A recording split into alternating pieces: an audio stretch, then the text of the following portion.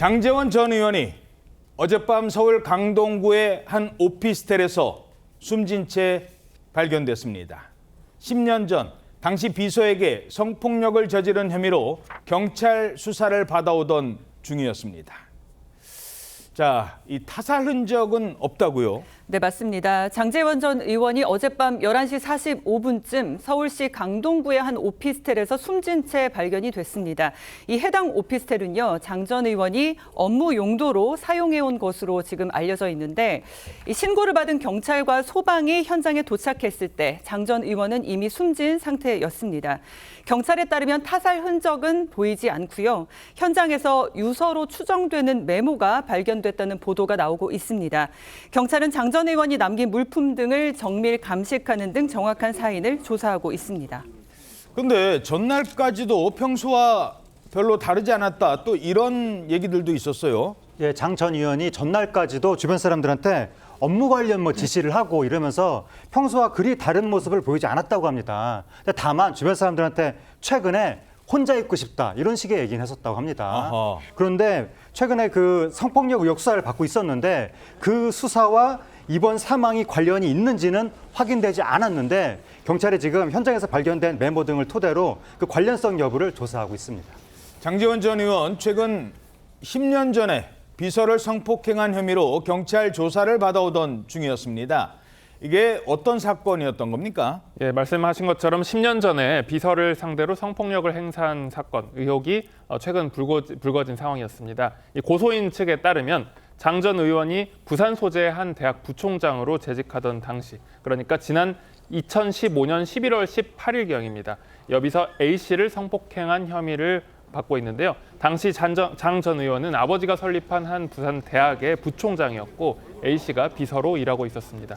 A씨의 주장에 따르면 장 전 의원과 술을 마신 뒤에 오전 8시 정도에 눈을 떠보니 서울 강남구 소재 한 호텔에 있었고 주변 상황 등을 종합하였을 때 본인이 성폭행과 추행 등에 있었던 것을 인지하게 됐다. 따라서 이에 대해서 이제 고소를 한다라면서 이제 최근에 장 전 의원을 형사 고소했습니다. 이러면서 장 전 의원은 최근까지도 경찰 조사를 받았는데요. 피해 여성은 당초 오늘 오전 사건과 관련해서 기자회견을 열 예정이었습니다. 그렇군요. 오늘 기자회견이 예정돼 있었다고 합니다. 피해자의 장 전 의원 관련 의혹을 강하게 부인해 왔었죠. 네, 그렇습니다. 장 전 의원은 의혹이 제기된 시점부터 사실 무근이라면서 강하게 반발해 왔습니다. 10년 가까이 지난 시점인데 갑자기 고소를 한 데에는 어떤 음모와 배경이 있는 것 같다라고 반박을 했고요. 당시 술은 마셨지만 어떤 성폭력도 없었다. 외박을 한 적이 없고 집에 와서 잠을 잤다고 주장을 해왔습니다. 이후 장 전 의원은 당을 잠시 떠나겠다. 누명을 벗고 돌아오겠다라고 하면서 국민의힘을 탈당하기도 했었고요. 지난달 28일 경찰 조사가 진행이 됐었는데 당시에도 해당 의혹을 부인한 것으로 전해지고 있습니다. 근데 최근 들어서 이 사건 당시에 장 전 의원이 비서에게 보냈다는 문자 내용이 일부 알려졌었어요.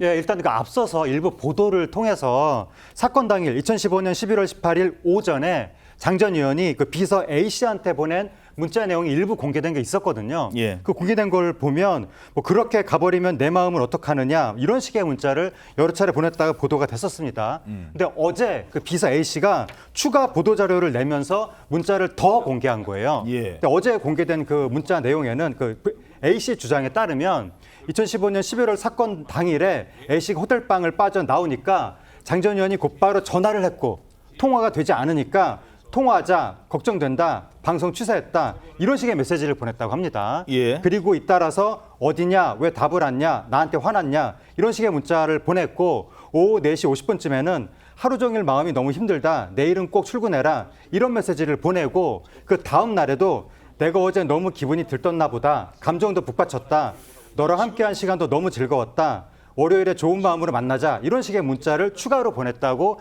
비서 A씨 측이 공개를 했습니다. 그러면서 A씨 측에서는 사건 당시에 촬영한 동영상이 있다.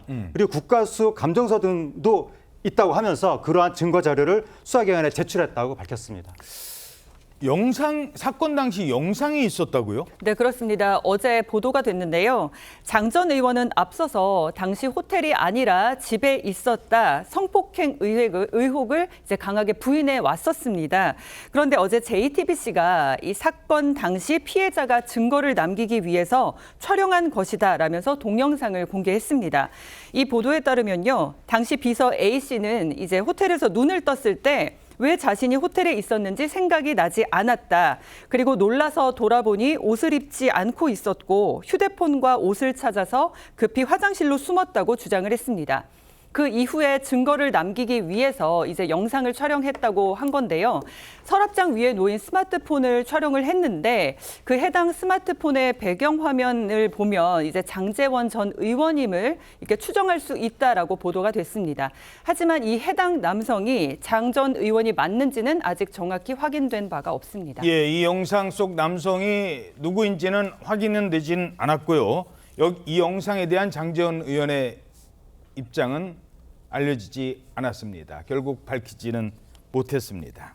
사건이 불거진 뒤에 두 사람 사이에 진실 공방이 한동안 이어졌었죠. 예, 그렇습니다. 비서 A 씨는 당시 20대였던 비서 A 씨가 직장과 모든 걸 잃을 수도 있다는 두려움 때문에 사건 직후에 두려움에 휩싸였는데, 그래서 이제 처음에는 사건 직후에 해바라기 센터 상담만 받았다고 전해집니다. 이 해바라기 센터라는 것은 이 성범죄 피해자가 법적인 그리고 심리적인 이 종합적인 조력을 받을 수 있는 시설입니다. 또한 상담을 받은 뒤에는 이 비서 A 씨가 바로 산부인과 진료를 받았다고 하는데 신체 여러 부위에서 남성의 DNA가 검출되었다라고 밝혔습니다.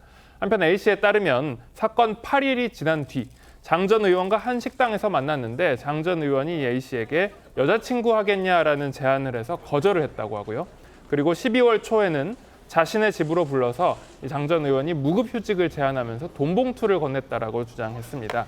A 씨는 이러면서 왜 그때 신고를 못했을까? 그리고 왜 그때 그 돈을 돌려주지 않고 써버렸을까라고 자책하면서 힘든 시간을 보내왔다라고 주장했습니다.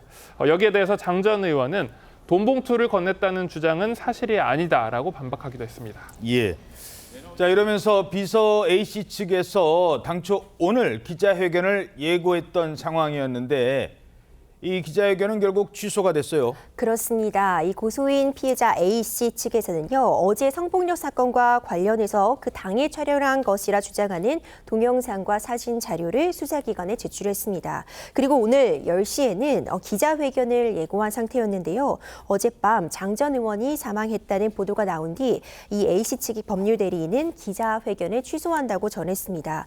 회견 취소의 구체적인 이유는 밝히지 않았지만 장 전 의원의 죽음과 무관하지 않을 것이라고 보입니다. 자, 이렇게 되면 이 사건은 이제 어떻게 되는 겁니까? 예, 피해자가 사망할 경우에는 사건은 공소권 없음으로 종결됩니다. 비서 A씨 측에서 제출한 원래는 동영상과 문자, DNA 등에 대한 사실관계를 파악하는 등 이 경찰 조사가 이제 이루어질 예정이었는데 당사자가 사망함에 따라서 경찰 수사는 공소권 없음으로 마무리될 것으로 보입니다. 다만 이제 장 전 의원이 사망을 어떻게 했는지 사망 경위에 대해서는 계속 조사를 이어질 예정이고요.